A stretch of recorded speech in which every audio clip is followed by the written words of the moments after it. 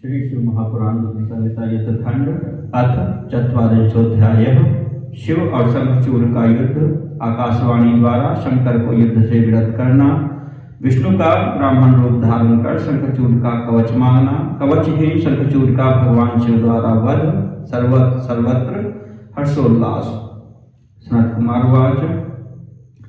स्वबलं निहितं दृष्ट्वा मुख्यं बहुतरं ततः तथा वीरान् प्राणसमान् चुकोपातीव दानवः। सनत कुमार बोले, हे व्यास, इसके बाद अपनी मुख्य बहुत सी सेनाओं को तथा प्राण के समान वीरों को नष्ट होते देखकर दानव अत्यधिक क्रुद्ध हुआ। उवाच वचनं शंभुं तिष्ठाम्याजौ स्थिरो भव किमेतैर्निहितैर्मेद्य सम्मुखे समरं कुरु। इत्युक्त्वा दानवेन्द्रोऽसौ सन्नद्धः समरे मुने अगच्छन्निश्चयं कृत्वा मुखं शंकरस्य च। उसने शंकर जी से कहा, मैं युद्ध भूमि में खड़ा हूँ और आप भी स्थिर हो जाइए। इनको मारने से क्या लाभ, मेरे सामने खड़े होकर युद्ध कीजिए। हे मुने, इस प्रकार कहकर वह दानव युद्ध करने का निश्चय कर सन्नद्ध होकर युद्ध भूमि में शंकर जी के सम्मुख गया। दिव्यान्यस्त्राणि चिक्षेप महारुद्राय दानवः चकार सर्ववृष्टिं चतुर्वृष्टिं यथा घनः। मायाश्चकार विविधा दृश्या भयदर्शिताः अप्रतर्कयाः सुरगणैर्निखलैरपि सत्तमयः। तां दृष्ट्वा शंकरस्तत्र चिक्षेपास्त्रं च लीलया माहेश्वरं महादेव्यं सर्वमाया विनाशनम्। वह दानव शिवजी पर दिव्य अस्त्र छोड़ने लगा, जैसे मेघ जल वृष्टि करता है, उसी प्रकार वह बाणों की वर्षा करने लगा। उसने भय उत्पन्न करने वाली अनेक प्रकार की माया भी प्रकट की। उस अप्रतर्क्य माया को समस्त देवता भी न देख सके। उस माया को देखकर शिवजी ने सभी प्रकार की माया को नष्ट करने वाले महादिव्य माहेश्वर अस्त्र को लीलापूर्वक छोड़ा।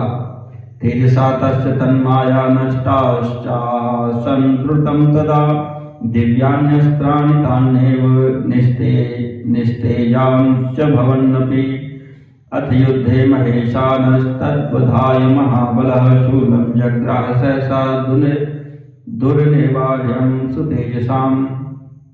उसके तेज से शीघ्र ही उस असुर की सारी माया तत्काल नष्ट हो गई और वे दिव्यास्त्र भी निस्तेज हो गए। उसके बाद महाबली महेश्वर ने युद्ध में उसका वध करने के लिए तेजस्वियों के लिए भी दुर्निवार्य त्रिशूल सहसा धारण किया। तदैव तन्निषेद्धुं च वाग्बभूवा शरीरिणी क्षिपशूलं च चेदानीं प्रार्थनां शृणु शंकर। सर्वथा त्वं समर्थो हि क्षणाद ब्रह्मांड नाशने किमेकदानवशेष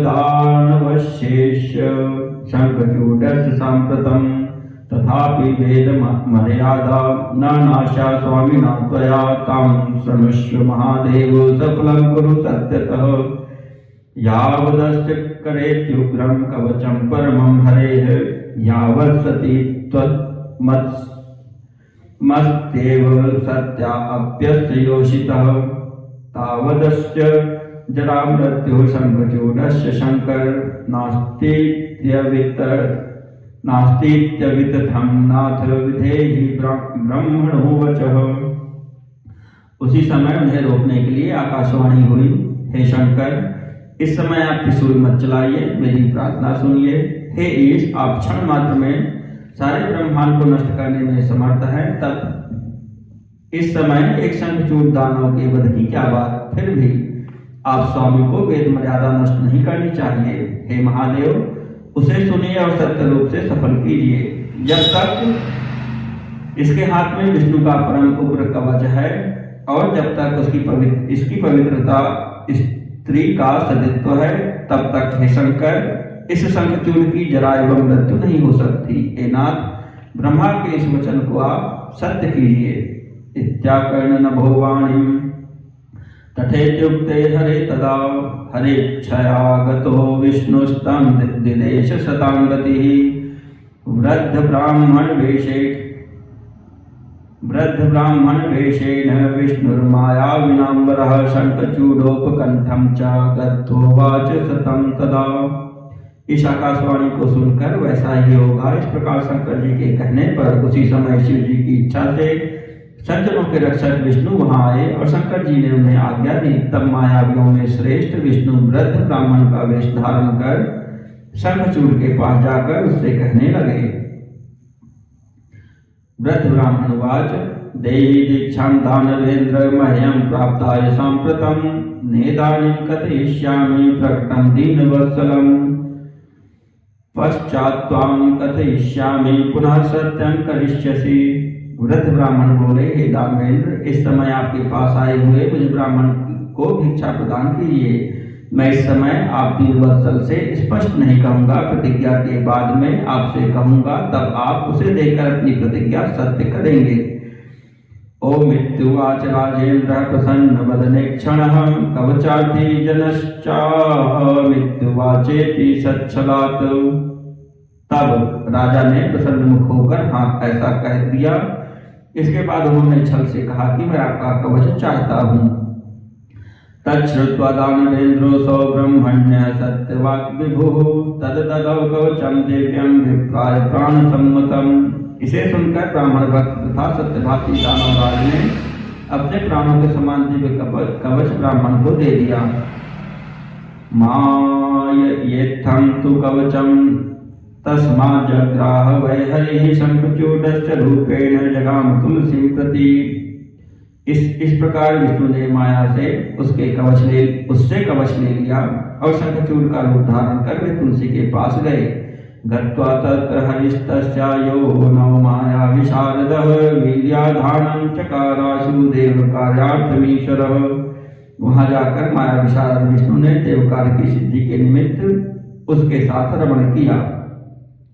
एतस्मिन्नन्तरे शम्भुमिरयन् स्ववचः प्रभु शंखचूडवधार्थाय शूलं चक्रावत् प्रज्वलत्।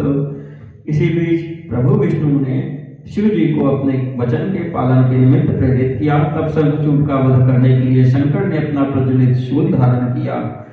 तच्छूलं विजयं नाम शंकरस्य परात्मनः संचकाशे दिशः सर्वा रोदासीं संप्रकाशयन् कोटिमध्याह्नमातण्ड प्रलयाग्निशिखोपमं दुर्निवार्यं च दुर्धर्षमव्यर्थं वैरिघातकम्। तेजसां चक्रमत्युग्रं सर्वशास्त्रास्त्रनायकं सुरासुराणां सर्वेकां दुस्सहं च भयंकरम्। परमात्मा शिव जी का वह विजय नामक त्रिशूल सभी दिशाओं तथा भूमि को प्रकाशित करता हुआ करोड़ों मध्याह्नकालीन सूर्यों तथा प्रयाग्नि की अग्निशिखा के समान दुर्धर्ष दुर्निर्वार्य व्यर्थ न जाने वाला शत्रुओं को नष्ट करने वाला तेजों का समूह अत्यंत उग्र सभी शस्त्रास्त्रों का नायक सभी देवताओं तथा राक्षसों के लिए दुस्सह तथा महाभयंकर था। संघर्तुं सर्वब्रह्माण्डं वल्लम्ब्य च लीलया संस्थितं परमं तत्र एकत्रीभूय विज्वलत् धनुसहस्रं दीर्घेण प्रस्थेन शतहस्तकं जीवब्रह्मस्वरूपं च नित्यरूपं निर्मितम्। विप्रमदव्योमनितच्छूलं शंखचूडोपरीक्षणात् चकार भस्म तच्छीघ्रं निपत्य शिवशासनात्। लीलापूर्वक सारे ब्रह्मांड को नष्ट करने के लिए तत्पर होकर जलता हुआ वह त्रिशूल एकत्र होकर वहां स्थित था।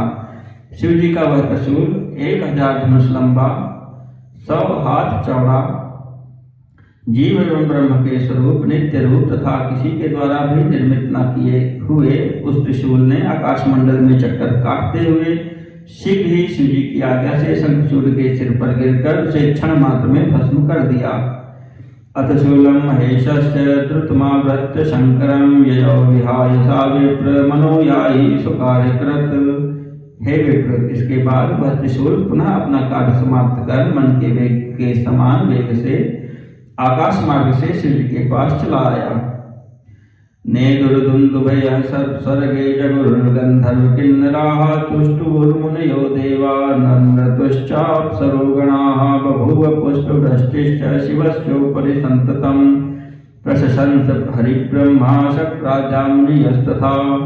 उस समय स्वर्ग में दुंदुभियां बजने लगी, गंधर्व तथा किन्नर गाने लगे, मुनि तथा देवता प्रसन्न हो उठे और अप्सराएं नाचने लगी।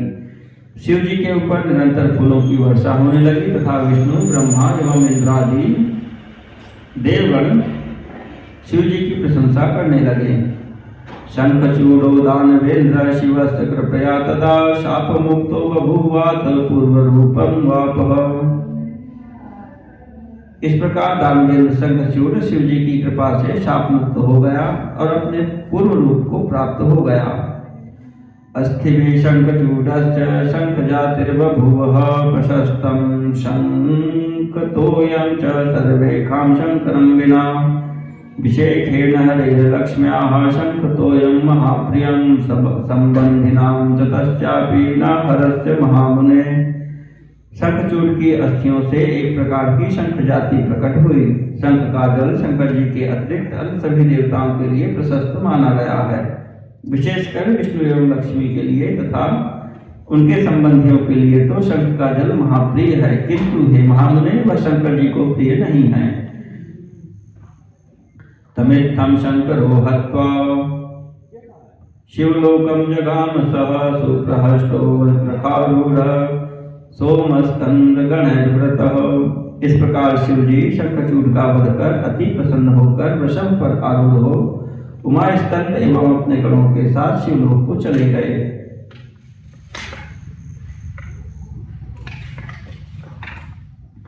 हरे जगाम वैकुंठम कृष्ण स्वस्थो बभूवः सुराः स्वविषयं प्रापो परमानंद संयुताः जगत् स्वास्थ्यं तीवाप सर्वं निर्विघ्नमापुकं निर्मलं चाभवद्व्योमोक्षिते सर्वासु मंगला। विष्णु वैकुंठ को चले गए, श्री कृष्ण भी स्वस्थ हो गए और देवता अपना अपना अधिकार पा गए तथा परम आनंद से युक्त हो गए। सारा संसार अत्यंत शांत हो गया, संपूर्ण जल विघ्न रहित हो गया, आकाश स्वच्छ हो गया तथा संपूर्ण पृथ्वी मंगलमय हो गई। इति प्रोक्तम महेशस्य चैतं प्रमुदावहं सर्वदुःखहरं श्रीदं सर्वकामप्रपूरकं धन्यं यशस्यमायुष्यं सर्वविघ्ननिवारणं भुक्तिदं मुक्तिदं चैव सर्वकामफलप्रदं। हे व्यास, इस प्रकार मैंने शिव जी का चरित्र कह दिया, जो आनंद प्रदान करने वाला, सारे दुखों को दूर करने वाला, लक्ष्मी की वृद्धि करने वाला, सभी कामनाओं को पूर्ण करने वाला, धन यश तथा आयु को बढ़ाने वाला, समस्त विघ्नों को नष्ट करने वाला, भक्ति एवं मुक्ति को प्रदान करने वाला एवं समस्त कामनाओं का फल देने वाला है। यैदं शृणुया नित्यं चरितं शशिमौलिनः श्रावयेद्वा पठेद्वापि पाठयेद्वा सुधीर्नरः धनं धान्यं सुतं सौख्यं लभेतात्र न संशयः सर्वान् कामान् वाप्नोति शिवभक्तिं विशेषतः। जो बुद्धिमान मनुष्य शंकर के इस चरित्र को नित्य सुनता, सुनाता, पढ़ता अथवा पढ़ाता है, वह इस लोक में धन धान्य सुख तथा सुख प्राप्त करता है और सभी कामनाओं को विशेषकर शिव भक्ति को प्राप्त करता है, इसमें संदेह नहीं है। यदिमाख्यानं तुलं सर्वोपद्रवनाशनं परम ज्ञान जननं शिवभक्ति विवर्धनं ब्राह्मणो ब्रह्मवर्चस्वी क्षत्रियो विजयी भवेत् धनाढ्यो वैश्यः शूद्रः शृण्वन् सत्तमतामियात्। इस अतुलनीय सभी उपद्रवों का नाश करने वाले, परम ज्ञान उत्पन्न करने वाले तथा शिव के प्रति भक्ति की वृद्धि करने वाले आख्यान को सुनने वाला ब्राह्मण तेज से युक्त, क्षत्रिय विजयी, वैश्य धन से संपन्न एवं शूद्र श्रेष्ठता को प्राप्त करता है।